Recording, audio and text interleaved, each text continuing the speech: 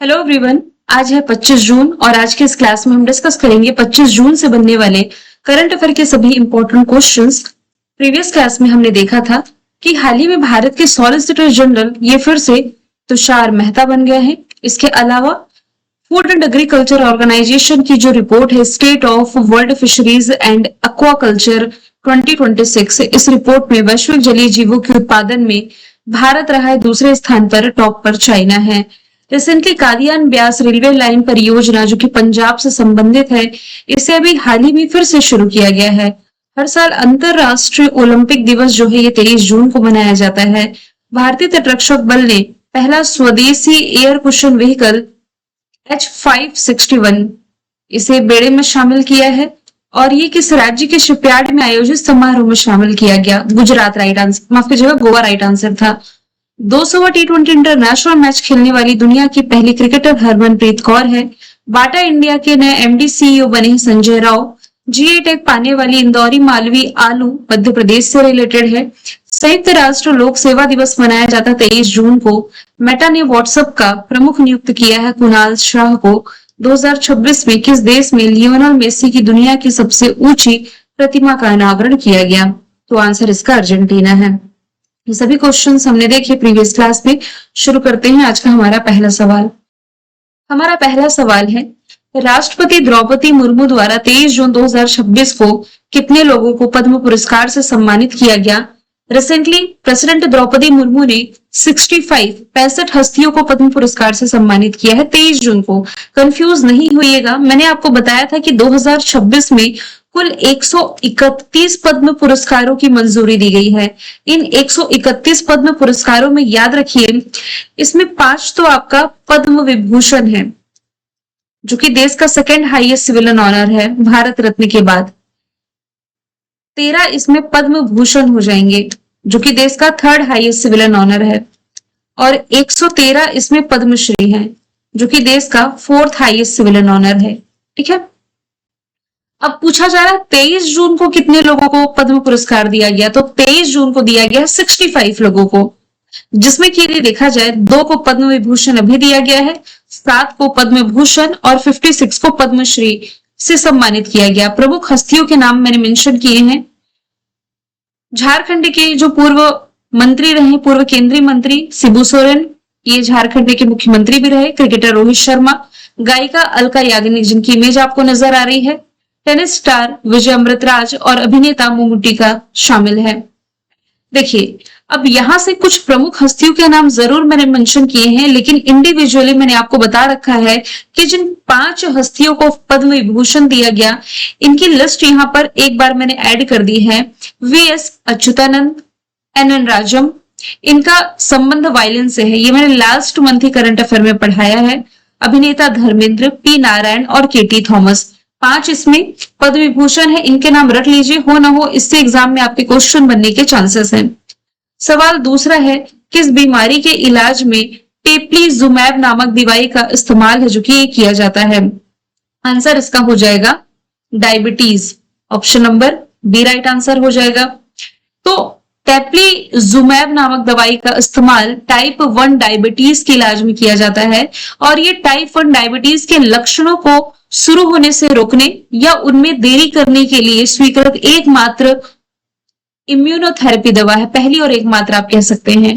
तो बीमारी का स्टेज यदि हम देखें, चरण कौन सा है? पहला।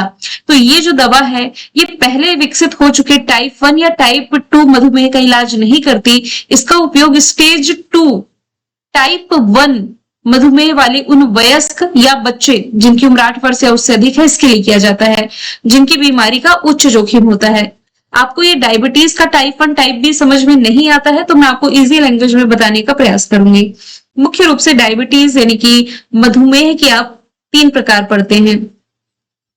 टाइप 1 के बारे में बता देती हूँ।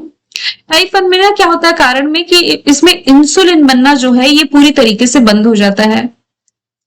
इंसुलिन बनना बंद हो जाता है और इसके इलाज के लिए मतलब जीवित रहने के लिए प्रतिदिन इंसुलिन के इंजेक्शन की आवश्यकता होती है और आमतौर पर बच्चों और युवाओं में ये देखा जाता है। ये टाइप 1 हुआ। इसका जो टाइप 2 है डायबिटीज का, ये सबसे आम प्रकार है जो कि देखा जाए ना तो 90 से 95% मामलों में इसी प्रकार का डायबिटीज पाया जाता है। इसमें शरीर इंसुलिन सही तरीके से उपयोग नहीं कर पाता है। कारण क्या है? खराब जीवन शैली, मोटापा और कुछ इसमें अनुवांशिकी भी होते हैं। फिर इसमें आपका एक आता है टाइप 3 वाला डायबिटीज, जिसे आप जेस्टेशनल डायबिटीज कह सकते हैं। और ये जो डायबिटीज है होता क्या है? प्रेगनेंसी के दौरान महिलाओं को होता है, गर्भावस्था के दौरान हार्मोनल बदलाव में। ये 3 तरीके के डायबिटीज आप पढ़ते हैं। ठीक है, अगले सवाल की तरफ चलते हैं। अच्छा, एक इंपॉर्टेंट पॉइंट तो मैं बताना भूल ही गई। डायबिटीज के लिए अवेयरनेस लाने के लिए भारत में, मतलब भारत ही नहीं पूरी दुनिया में, वर्ल्ड डायबिटीज डे नवंबर महीने की 14 तारीख को सेलिब्रेट किया जाता है। Lionel Messi FIFA World Cup में सबसे ज्यादा गोल करने वाले खिलाड़ी बने। पूछा जा रहा है किस टीम से संबंधित है, तो ये अर्जेंटीना से संबंधित हो जाएंगे। अभी 22 जून को अर्जेंटीना के जो कप्तान है लियोनेल मेसी, ये सबसे ज्यादा गोल करने वाले खिलाड़ी बने फुटबॉल में।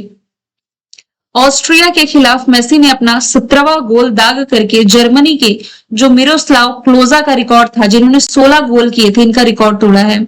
जर्मनी के खिलाफ मैच के आखिरी में एक और गोल करके मेसी फुटबॉल वर्ल्ड कप में सबसे ज्यादा 18 गोल कर चुके हैं। अर्जेंटीना की capital Buenos Aires, currency peso, राष्ट्रपति जेवियर माइली। ये साउथ अमेरिकी कंट्री है। पंपास घास के मैदान आप यही पढ़ते हैं। इसके अलावा आप ये रिलेट करेंगे कि मार्च महीने में ये वर्ल्ड हेल्थ ऑर्गेनाइजेशन से ऑफिशियली बाहर हो चुका है।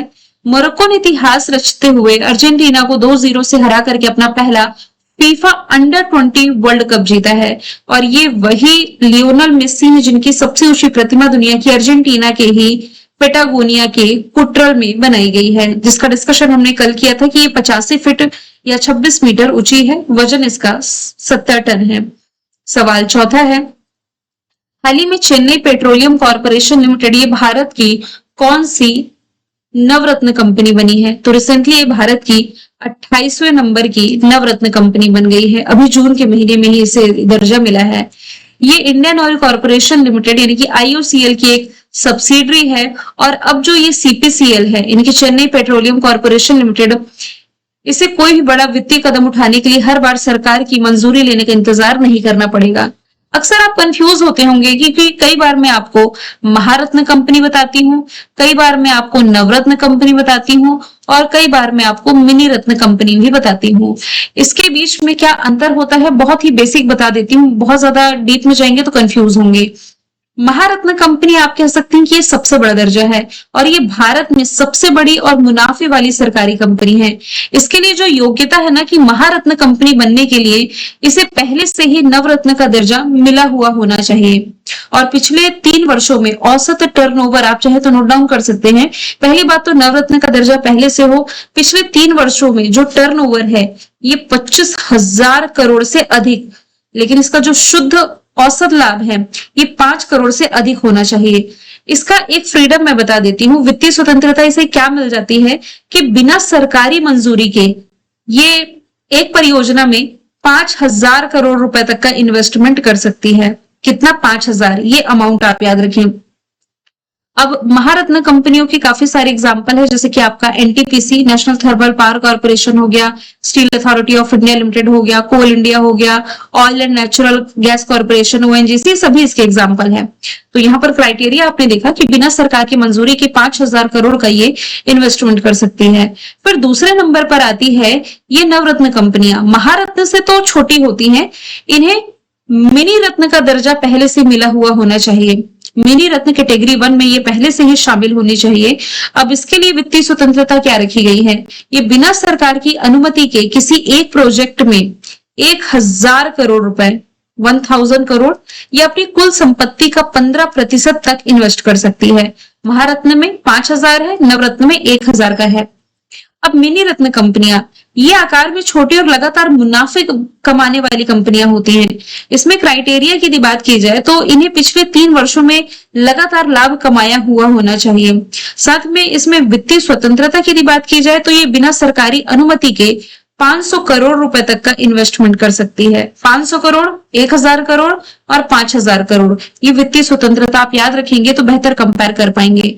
तो यहां मैंने अभी आपको महारत्न का एग्जांपल बता ही दिया था। नवरत्न में एक एग्जांपल बीईएल का ले लेती हूँ। यहाँ पर आपको मैंने एनटीपीसी बताया, एनटीपीसी के अलावा सेल हो गया, कोल इंडिया हो गया और ओएनजीसी भी आप याद रख सकते हैं। यहाँ मिनी रत्न कंपनी में एक तो एयरपोर्ट अथॉरिटी ऑफ इंडिया भी आप रिलेट कर सकते हैं। अगले सवाल की तरफ चलते हैं। उल्लास पहल के तहत भारत का छठा पूर्ण साक्षर राज्य कौन बना है? आंसर इसका उत्तराखंड हो जाएगा, ऑप्शन डी। उल्लास पहल के तहत भारत का छठा पूर्ण साक्षर राज्य उत्तराखंड है। उत्तराखंड ने 98% से अधिक की साक्षरता दर हासिल कर ली है। अब इसके लिए कुछ क्राइटेरिया है। किसी भी राज्य को पूर्ण साक्षर तब घोषित किया जाता है जब 15 वर्ष या उससे अधिक आयु के कम से कम 95% आबादी साक्षर हो। तो ये 95 से अधिक ही है, 98% है। अब पूर्ण कार्यात्मक साक्षरता हासिल करने वाला जो पहला राज्य था मिजोरम, दूसरा गोवा, तीसरा त्रिपुरा, चौथा हिमाचल, पांचवा सिक्किम था। उत्तराखंड 9 नवंबर को इसका गठन हुआ 2000 में। राजधानी है देहरादून, गैरसैंण, राज्यपाल गुरमीत सिंह है, मुख्यमंत्री पुष्कर धामी है, जिलों की संख्या 13 है। लिपुलेख दर्रे का डिस्कशन कुछ समय पहले हमने किया था, जहां से 7 साल बाद चाइना के साथ सीमा व्यापार फिर से करने का फैसला किया गया है। सूर्य किरण एक्सरसाइज जो कि भारत और नेपाल के बीच होती है, नवंबर दिसंबर के महीने में उत्तराखंड के पिथौरागढ़ में आयोजित की गई। यहाँ मंगसीर बग्वाल फेस्टिवल कभी आयोजित किया गया। सवाल छठवा है, दुनिया का सबसे बड़ा जहाज पुनर्चक्रण करने वाला देश कौन बना? तो ये अपना ही देश भारत बन गया है, ऑप्शन ए राइट आंसर है। मतलब शिप रिसाइकलिंग की बात की जा रही है। भारत जो है ये दुनिया का सबसे बड़ा शिप रिसाइकलिंग करने वाला देश बना है। मान लीजिए कोई शिप खराब हो गया तो उसके कुछ पार्ट्स जो रीयूज हो सकते हैं, इसे पुनः उपयोग में लाया जाएगा। तो देश ने मैरीटाइम इंडिया विजन 2030 के तहत अपने लक्ष्य को समय से पहले हासिल करते हुए वैश्विक बाजार में 35.4% की हिस्सेदारी के साथ ही पहला स्थान प्राप्त किया। बालम खीरा जिसे अभी हाल ही में जीआई टैग दिया गया, पूछा जा रहा है ये किस राज्य से संबंधित है? तो ये मध्य प्रदेश से ही रिलेटेड हो जाएगा। मध्य प्रदेश के रतलाम में उगाए जाने वाला एक खास प्रकार का खीरा है और उत्पादों की जो मांग है ये बड़े शहरों से लेकर इनके भारत से लेकर के दुबई तक इसकी मांग है। रतलाम की बालम ककड़ी और रतलाम के गराड़ू ऐसे उत्पाद हैं जिन्होंने मध्य प्रदेश को देश विदेश में पहचान दिलाई है। इन उत्पादों को रिसेंटली जीआई टैग मिला। इसके अलावा रतलामी सेब और रियावा सिल्वर लहसुन को भी जीआई टैग मिल चुका है। हमने बीते दिनों देखा कि असम झारखंड के बैम्बू शिल्प को जीआई टैग मिला। असम के कार्बी एंगलोंग हथकरघा उत्पाद को, बिहू पेपा को और देवरी हथकरघा को। बिहार में नालंदा के 52 बूटी को, गया जी के पत्थर कटी को ये शिल्प है और भोजपुर के पीड़िया पेंटिंग को। झारखंड के भोया साड़ी, कुचई सिल्क साड़ी, टसर पंची साड़ी, केसरिया कलाकंद, डोकरा क्राफ्ट, मुंडा आभूषण, कठपुतली कला, चादर बौद्धनी और संताल समुदाय का वस्त्र दुमका चादर को, जादूपटिया पेंटिंग और बरौनी पेंटिंग को जीआई टैग मिला।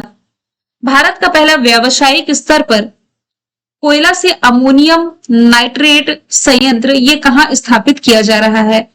तो आंसर इसका हो जाएगा लखनपुर। लखनपुर है कहां पर? तो ये ओडिशा में है। प्राइम मिनिस्टर नरेंद्र मोदी जी ने झारसुगुड़ा जिले के लखनपुर में इस प्रोजेक्ट की आधारशिला रखी है। लगभग 25,000 करोड़ की लागत से जो परियोजना है ये हर दिन 2000 टन अमोनियम नाइट्रेट का उत्पादन कर सकेगी। अमोनियम नाइट्रेट जिसका फॉर्मूला बनता है NH4NO3, अमोनिया और नाइट्रिक एसिड से बना एक रासायनिक यौगिक आप इसे कह सकते हैं। इस्तेमाल इसका एज अ फर्टिलाइजर, कृषि में उर्वरक के रूप में इसका इस्तेमाल किया जाता है, क्योंकि उच्च नाइट्रोजन के कारण ना इसका जो उपयोग है ये पौधों के जीव वृद्धि और पैदावार बढ़ाने के लिए किया जाता है। फिर माइनिंग और कंस्ट्रक्शन में भी होता है, इनकी खनन और निर्माण में। कैसे? तो माइनिंग और सुरंगों के निर्माण के दौरान चट्टानों को तोड़ने के लिए इसे अन्य रसायनों के साथ मिलकर के इस्तेमाल किया जाता है, जिससे विस्फोटक बनाए जाते हैं। और अन्य उपयोग याद रख सके आप तो कोल्ड पैक बनाने में, एंटीबायोटिक्स और यीस्ट का उत्पादन, वाटर ट्रीटमेंट और फोटोग्राफी में भी वैसे कह सकते हैं थोड़ा बहुत इसका इस्तेमाल होता है। ओडिशा की राजधानी भुवनेश्वर, मुख्यमंत्री मोहन चरण मांझी, राज्यपाल, अच्छा राज्यपाल यहाँ मैंने मेंशन नहीं किया है। National park Bhitarkanika Simli park और झील है चिल्का झील। अभी हाल ही में ओडिशा ने ये घोषणा करी है, ये किंडरगार्टन से लेकर के पीजी लेवल तक की पूरी शिक्षा फ्री में देगा। एमएसपी लागू करने वाला ये पहला राज्य है। एमएसपी यानी कि marine spatial planning. NITI Aayog द्वारा जारी राजकोषीय स्वास्थ्य सूचकांक के दूसरे एडिशन में ओडिशा टॉप पर है। सुदर्शन पटनायक प्रसिद्ध रेत कलाकार हैं। इन्होंने दुनिया की सबसे बड़ी सेंटा क्लॉज की रेत की मूर्ति बनाई थी अभी रिसेंटली 25 दिसंबर को क्रिसमस डे के मौके पर। कलिंगा साहित्य उत्सव ओडिशा के भुवनेश्वर में आयोजित किया गया। वैसे राजरानी संगीत महोत्सव भी भुवनेश्वर में आयोजित किया जाता है जनवरी के महीने में। आरबीआई ने भुवनेश्वर में अपना दूसरा डेटा सेंटर स्थापित किया, पहला मुंबई में, और देब्रीगढ़ वन्यजीव अभ्यारण्य में भारतीय बाइसन उत्सव के दूसरा एडिशन का आयोजन किया गया। सवाल 9वां है, QS world future skill index 2027 के अनुसार भविष्य के कौशल और एआई तत्परता के मामले में भारत को वैश्विक रैंकिंग क्या दी गई है? तो 13वां इसका स्थान हो जाएगा। भारत कम मध्यम आय वाली अर्थव्यवस्थाओं में पहले स्थान पर रहा और एआई के लिए तैयार एक प्रमुख देश के रूप में उभरा है। ये इंडेक्स देशों का मूल्यांकन 4 पैमानों के आधार पर करता है: स्किल अलाइनमेंट, एकेडमिक तैयारी, काम का भविष्य और आर्थिक बदलाव। इसमें भारत को तो 13वें स्थान पर रखा गया है। वर्ल्ड फ्यूचर स्किल इंडेक्स में अमेरिका, ऑस्ट्रेलिया और यूके ये टॉप की 3 कंट्री हैं। कुछ इंपॉर्टेंट इंडेक्स हमने देखे। पीस इंडेक्स में टॉप पर Iceland, India 127। Press freedom index में इंडिया 157, टॉप पर नॉर्वे। दुनिया में सबसे अच्छे और सुरक्षित पीने के पानी वाले देशों में स्विट्जरलैंड टॉप पर। इंटरनेट शटडाउन में भारत दूसरे स्थान पर। खाद्य सुरक्षा सूचकांक में आइसलैंड टॉप पर। आतंकवाद सूचकांक में पाकिस्तान टॉप पर, भारत 13वें स्थान पर। वर्ल्ड हैप्पीनेस इंडेक्स में टॉप पर Finland, India 116। Global fire power index में टॉप पर America, India 4th। Asia manufacturing index में टॉप पर चाइना, भारत 6ठे स्थान पर। रिस्पॉन्सिबल नेशंस इंडेक्स में टॉप पर सिंगापुर, भारत 16वें स्थान पर। एशिया पावर इंडेक्स में टॉप पर अमेरिका, भारत 3rd प्लेस पर। रिस्पॉन्सिबल नेशंस में ठीक है सिंगापुर टॉप पर है। वैश्विक डिजिटल नॉमैड रिपोर्ट में टॉप पर स्पेन, इंडिया 38 प्लेस पर। ग्लोबल इनोवेशन इंडेक्स में टॉप पर स्विट्जरलैंड, इंडिया 38।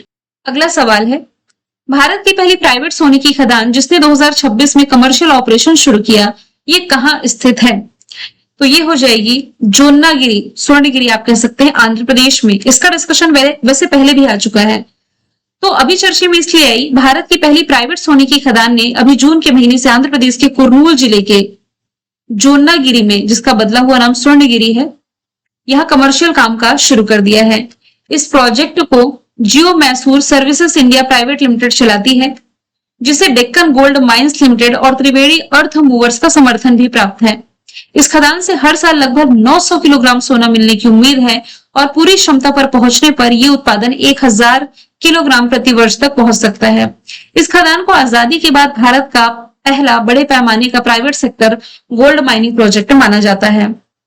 आंध्र प्रदेश की राजधानी अमरावती, मुख्यमंत्री चंद्रबाबू नायडू, और यहाँ पर जनसंख्या वृद्धि के लिए एक नई जनसंख्या प्रबंधन नीति को मंजूरी दी गई है। मतलब कि जनसंख्या बढ़ाने के लिए भी यहाँ पर अब वित्तीय प्रोत्साहन दिया जा रहा है।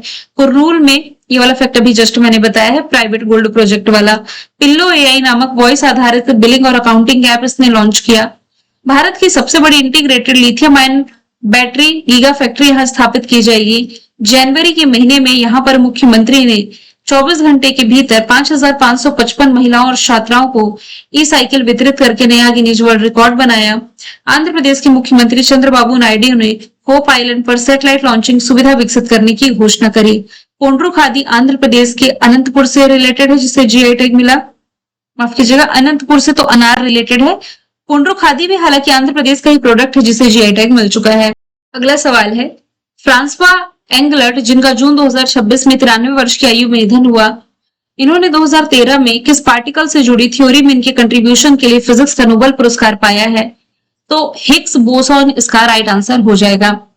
बेल्जियम के थ्योरेटिकल फिजिसिस्ट और 2013 में फिजिक्स के लिए नोबेल पुरस्कार जीतने वाले जो फ्रांसवा एंगलर्ट है, इनका रिसेंटली निधन हुआ। इन्होंने पीटर हिग्स के साथ मिलकर के 2013 में फिजिक्स का नोबेल पुरस्कार पाया था। ये पुरस्कार उन्हें मैकेनिज्म की थ्योरेटिकल खोज के लिए मिला, जो ये बताता है कि एलिमेंट्री पार्टिकल्स को मास कैसे मिलता है, यानी कि द्रव्यमान कैसे मिलता है। मैंने कल आपसे पूछा था कि मिस ग्रैंड इंटरनेशनल 2026 की मेजबानी पहली बार कौन करेगा? तो भारत इसका राइट आंसर है। जून 2026 में किस यूरोपीय देश के प्रधानमंत्री नरेंद्र मोदी को अपने हाईएस्ट सिविलियन ऑनर से सम्मानित किए हैं? तो आंसर इसका जो भी है कमेंट बॉक्स में बताएं। मिलेंगे नेक्स्ट क्लास में। Thank you so much.